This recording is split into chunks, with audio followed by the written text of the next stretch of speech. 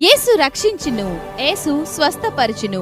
Hosanna hosanna వాగ్దాన సందేశ కూడిక నిర్వహించు తేదీ ప్రతి నెల 1వ తేదీ సాయంత్రం 7 గంటలకు.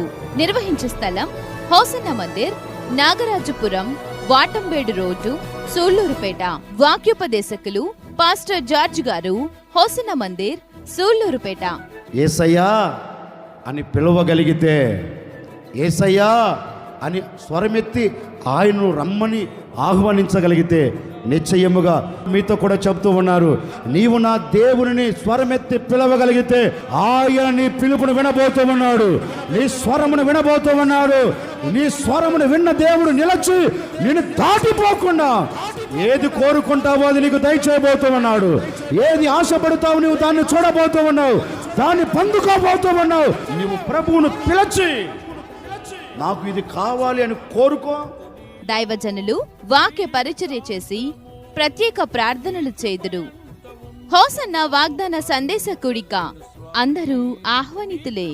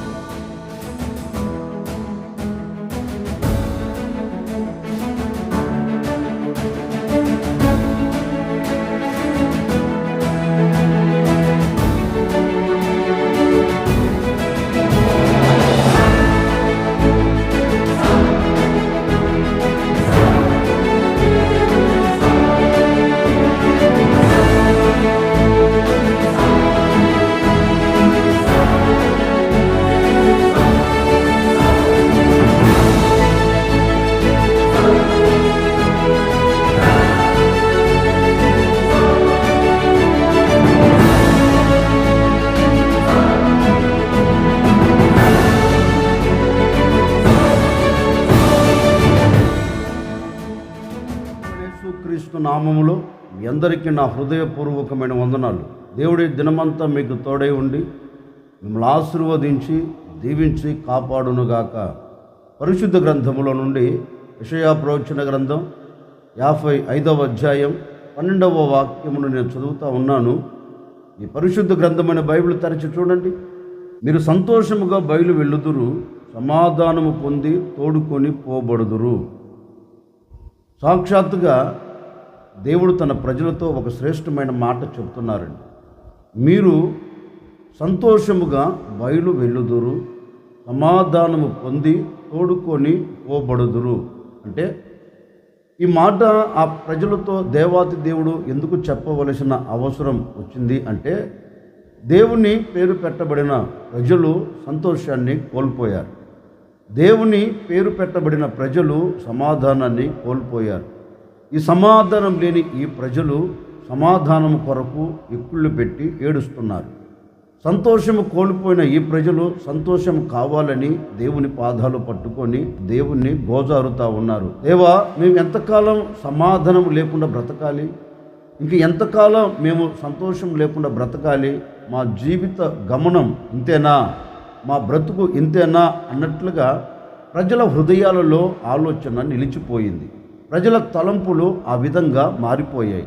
ఈ ప్రజల పరిస్థితిని చూసిన దేవాతి దేవుడు ఒక శ్రేష్టమైన మాట వారితో చెప్తున్నారు. చూడండి, నా పేరు పెట్టబడిన నా జనులారా, నా పేరు పెట్టబడిన నా ప్రజలారా, మీరు ఇప్పటి వరకు సంతోషం లేక ఏడుస్తున్నారు కదా, సమాధానం లేక గొప్పగా కొలచబడుతున్నారు కదా, అందుకని ఒక శ్రేష్టమైన మాట నేను మీతో చెబుతున్నాను అని దేవాతి దేవుడు వారితో చక్కని మాట అంటున్నారు.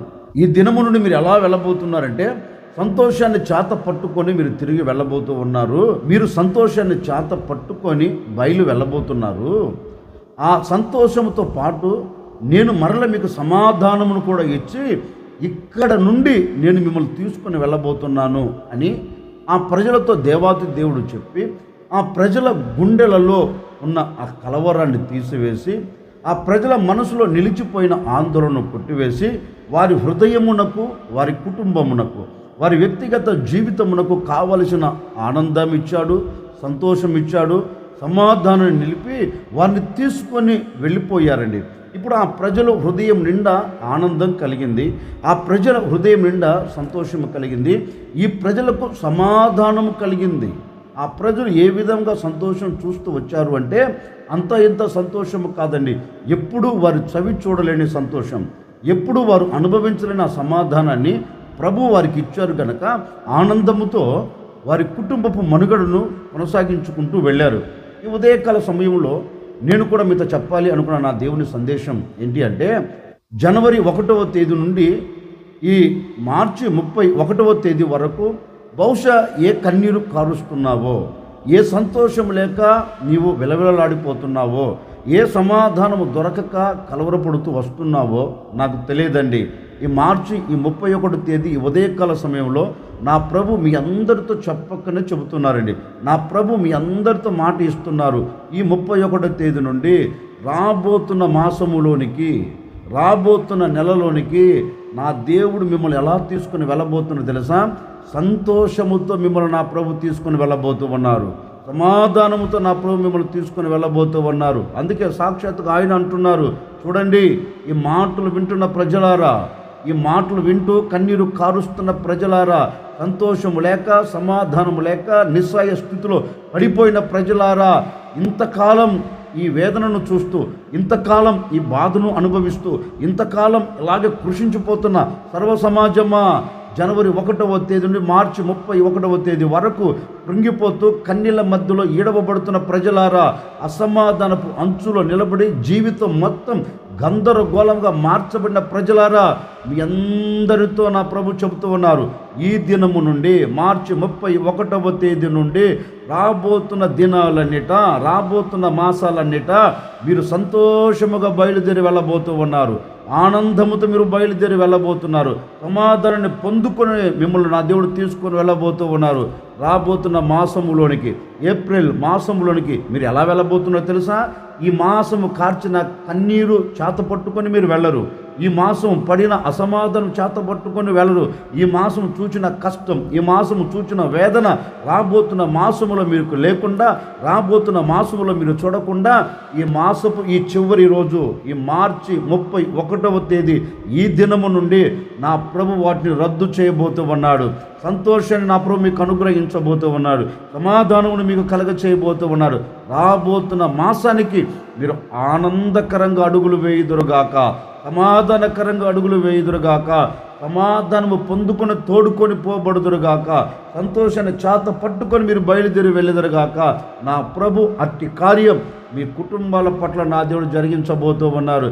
గడిచిన దినాలన్నీ అసమాధానమా, గడిచిన దినాలన్నీ దుఃఖమా, గడిచిన దినాలన్నీ వేదన, గడిచిన దినాలన్నీ కష్టమా, గడిచిన దినాలన్నీ కన్నీళ్ళ మధ్యలోనే కాపురం చేస్తున్నారా? గడిచిన దినాలన్నీ వాటి మధ్యలో నిలబడి సతమతమైపోతూ లోపలికి వెళ్ళలేక బయటికి రాలేక, ముందుకు అడుగు వేయలేక వెనకకు అడుగు వేయలేక వీటి మధ్యలో నిలబడి కన్నీరు కారుస్తూ కృంగిపోతున్నారా? నీకే శుభవార్త, నీకే నా దేవుడు ఒక శుభవార్త చెబుతున్నారు. భయపడకు, ఆందోళన చెందకు, కలవరపడకు, కంగారు పడకు, కన్నీరు కార్చకు. ఈ దినము నుండి నా దేవుడు నీ జీవితంలో అద్భుతం చేయబోతూ ఉన్నాడు. ఒక వెలుగును నా దేవుడు నీ జీవితంలో పెట్టబోతూ ఉన్నారు. దుఃఖము నీ ఇంట్లో నిలబడకుండా, కన్నీరు నీ కంట కారకుండా నా దేవుడు సంతోషం ఇచ్చి, సమాధానం ఇచ్చి రాబోతున్న మాసానికి మిమ్మల్ని తీసుకొని వెళ్ళునుగాక. రాబోతున్న మాసమంతా నా దేవుని దీవెన మీకు కలుగునుగాక. రాబోతున్న మాసమంతా నా దేవుని సమాధానం మీకు కలుగునుగాక. రాబోతున్న మాసమంతా నా దేవుడు నిత్యము మీ హృదయంలో ఆనందాన్ని నిలబెట్టునుగాక. మీరు సంతోషముగా బయలు వెళ్ళుదురు, సమాధానము పొందుకొని తోడుకొని పోబడుదురు. అంటే సంతోషకరంగానే దేవుడు మిమ్మల్ని తీసుకుని వెళ్ళబోతున్నారు. సమాధానకరంగా నా ప్రభు మిమ్మల్ని తీసుకొని గమ్మము చేర్చబోతూ ఉన్నారు. అట్టి కృప, అట్టి కార్యం మీ కుటుంబాల పట్ల నా దేవుడు జరిగించునుగాక. దేవుని ప్రజలతో దేవాది దేవుడు అన్నారు కదా, సమాధానము పొంది తిరిగి వెళ్ళబోతున్నారు అన్నారు కదా. మరి ఈ ప్రజలకు ఎందుకు సంతోషకరంగా బయలుదేరారు? ఈ ప్రజలు సమాధానము పొందుకుని ఎందుకు బయలుదేరారు అని లేఖనంలో చదివితే, లేఖనంలో చక్కని సమాధానం దొరుకుతుందండి. యెషయా గ్రంథం 55వ అధ్యాయం 10వ వాక్యం 11వ వాక్యాన్ని నేను చదువుతాను, జాగ్రత్తగా మీరు ఆలకించండి. వర్షము హిమమును ఆకాశం నుండి వచ్చి అక్కడికి ఎలాగూ మరలక భూమిని తడిపి విత్తువానికి విత్తనమును భుజించువానికి ఆహారమును కలుగుటకై అది చిగిర్చి వర్ధిల్లునట్లు చేయునో, అలాగే నా నోట నుండి వచ్చు వచనము ఉండును. నిష్ఫలముగా నా యొద్దకు మరలక అది నాకు అనుకూలమైన దానిని నెరవేర్చును. నేను పంపిన కార్యము సఫలము చేయును.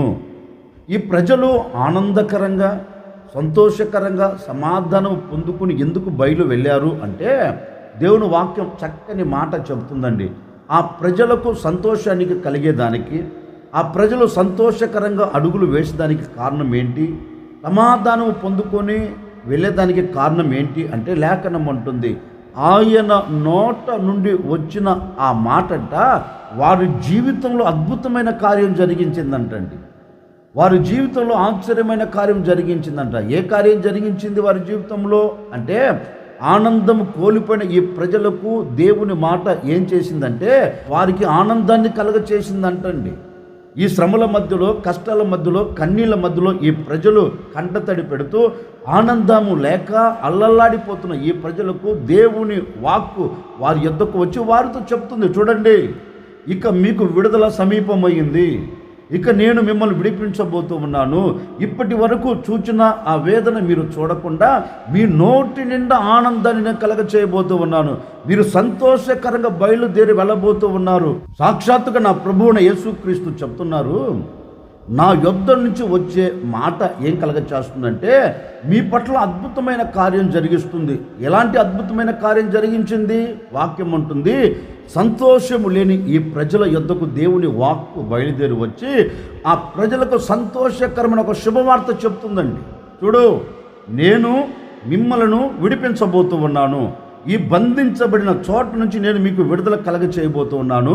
ఇక మీదట మీరు సంతోషంగా బయలుదేరి వెళ్ళబోతూ ఉన్నారు. అంటే బంధకాలలో బంధించబడిన వారి యొద్దకు వచ్చి, చెరసాల్లో బంధించబడిన వారి యొద్దకు వచ్చి ఆయన మాట ఏం కలగ చేస్తుందంటే సంతోషాన్ని కలగ చేస్తుంది. ఈ ప్రజలు కూడా అనుకున్నారండి, మా దేవుడు మాతో చెప్పాడు, మా దేవుడు మాటను మా యొద్దకు పంపారు, నిశ్చయముగా మేము సంతోషాన్ని చూడబోతున్నాం. ఒక నమ్మకంతో ఈ ప్రజలు ఎదురు చూస్తూ ఉండగానే ఈ ప్రజలందరికీ సంతోషం ఇవ్వగలిగిన దేవుని వాక్కు ఈ ప్రజల యొద్దకు వచ్చి వారిని విడిపించి సంతోషాన్ని కలగ చేసిందండి. అందుకే కీర్తనకారుడు కూడా అంటారు కదా, ఒకప్పుడు మా నోటి నిండా మాకు నవ్వు లేదు, ఒకప్పుడు మా జీవితంలో ప్రశాంతత లేదు, మేము నవ్వాలి అనుకున్న నవ్వలేని స్థితిలో మేము నిలిచిపోయాము. ఎందుకంటే మమ్మల్ని అలుముకున్న శ్రమలు అలాంటివి, మమ్మల్ని పట్టుకున్న శ్రమలు అలాంటివి. అలాంటి పరిస్థితుల్లో మేము చెక్కబడిపోయినప్పటికీ, మేము విడుదల పొందుతామా అనే ఒక నమ్మకం లేనప్పటికీ మా దేవుని వాక్కు మా యొద్దకు వచ్చి ఆ వాక్కు మమ్మల్ని ధైర్యపరిచింది. ఆ వాక్కు మాకేం కలగ చేసిందంటే మా జీవితం తెప్పరిల్లబడినట్లుగా, మేము ఆ చెరల్లో నుంచి బయటికి వచ్చేటట్లుగా దేవుని వాక్కు, దేవుని మాట మా యొద్దకు వచ్చి మమ్మల్ని ధైర్యపరిస్తే ఆ మాటను పట్టుకున్న మేము బయటికి రాగలిగాం. ఆ మాటను పట్టుకొని మేము విశ్వాసంతో అడుగులు వేస్తే దేవుడు ఈ బంధకాలలో నుంచి మమ్మల్ని విడిపించి ఇప్పుడు మా నోటి నిండా నవ్వును కలగ చేశారంటారండి. నిజమే కదా. దేవుని వాక్కు వారి యొద్దకు రాకతొలికి వరకు కన్నీరే చూచారు. దేవుని వాక్కు వారి యొద్దకు రాకతొలికి వరకు వేదనను అనుభవించారు. ఎప్పుడైతే దేవుని మాట వారి యొద్దకు వచ్చిందో ఆ మాట వారి బ్రతుకులో ఏం కలగచేసింది అంటే సంతోషాన్ని కలగచేసిందండి, ఆనందాన్ని కలగచేసింది. ఇప్పుడు ఆ ప్రజలు చెరలో నుండి సంతోషంగా బయలుదేరి వస్తూ ఉన్నారండి, సంతోషంగా బయలుదేరి వస్తున్నారు. ఓ ఇశ్రాయేలు వారులారా, ఎందుకు మీకు ఇంత సంతోషం అంటే వారు చక్కని మాట అంటారండి, మేము చెరలో ఉన్నప్పుడు మా దేవుని వాక్కు మా ఎదుటికి వచ్చి ఆ మాట చేత మాకు హృదయ ఆనందాన్ని కలగచేసి ఇక్కడ నుంచి మమ్మల్ని సంతోషకరంగా తీసుకొని వెళుతుంది, సంతోషకరంగా తీసుకొని వచ్చింది అనే మాట ఇశ్రాయేలు నోట రాగలుగుతుందండి. ఓ సేవకుడిగా నేను కూడా కోరుకునే కోరిక ఏంటంటే, ఇప్పటి వరకు నీ బ్రతుకులో సంతోషం లేక, నీ బ్రతుకులో ఆనందం లేక రోజులు గతించిపోతున్నాయి, సంవత్సరాలు దొర్లిపోతున్నాయి, మాసాలు తరిగిపోతూ ఉన్నాయి.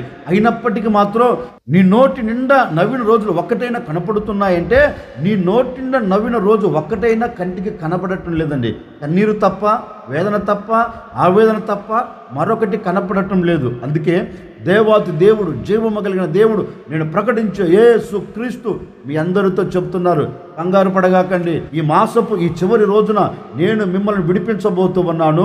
రాబోతున్న మాసములో మీ నోటి నిండా నవ్వును కలగ చేయబోతూ ఉన్నాను, మీ నోటి నిండా ఆనందాన్ని కలగ చేయబోతూ ఉన్నాను. నా మాట నేను మీ యొద్దకు పంపబోతూ ఉన్నాను. బంధించబడిన చోట నుంచి మిమ్మల్ని విడిపించబోతూ ఉంది. కట్టబడిన స్థితిలోంచి నా దేవుడు మాట మిమ్మల్ని విడిపించబోతూ ఉంది.